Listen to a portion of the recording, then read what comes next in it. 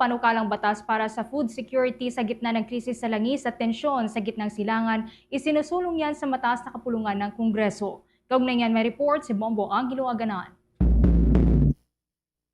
Nanawagan si Senator Francis Kiko Panghilinan sa Senado na agarang ipasa ang dalawang panukalang batas na layong palakasin ang sektor ng agrikultura at matiyak ang seguridad sa pagkain ng bansa sa gitna ng tumitinding tensyon sa gitnang silangan na maaaring makaapekto sa global food supply. Kabilang sa mga panukala ang Senate Bill No. 1990 at Senate Bill No. 1991 na magsisilbing dagdag sa naunang Sagip-Saka Act na nagpapahintulot sa gobyerno na direktang bumili ng produkto mula sa mga magsasaka at mangingisda. Sa ilalim ng panukalang Cooperatives Act, papalakasin ang buong value chain ng agrikultura mula produksyon, pagpuproseso, logistics hanggang marketing. Kasama na ang pagbibigay ng tax incentives at suporta mula sa mga bangko para sa mga kooperatiba. Ayon kay Panghilinan, mahalagang palakasin ang lokal na produksyon ng pagkain upang mabawasan ang pagdidepende sa importasyon. Aniya, upang matiyak ang sapat na supply ng pagkain sa bansa, dapat din umanong tiyakin na mayroong sapat na suporta ang mga manggagawa sa sektor ng agrikultura. Gusto nating ayusin ang ating sistema ng pagkain kung gusto nating sapat at masustansya ang nasa lahat ng hapagkainang Pilipino. Sabi nga po nila, to secure our food, we must first secure our farmers and fisher folk. At para ma-secure ang kanilang kagalingan at kahusayan, kailangan nating maorganisa at mapalakas ang mga magsasaka at mangingisda, lalo na ang kanilang kabuhayan.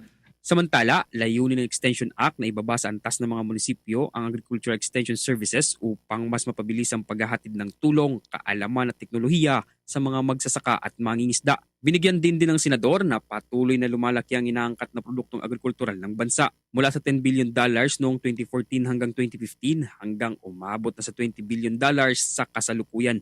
Sa huli, binigyan din ng senador na ang pagpasa ng mga panukalang ito ay isang mahalagang hakbang upang maprotektahan ng bansa laban sa posibleng krisis sa pagkain at mapalakas ang kabuhayan ng mga magsasaka at mangingisda.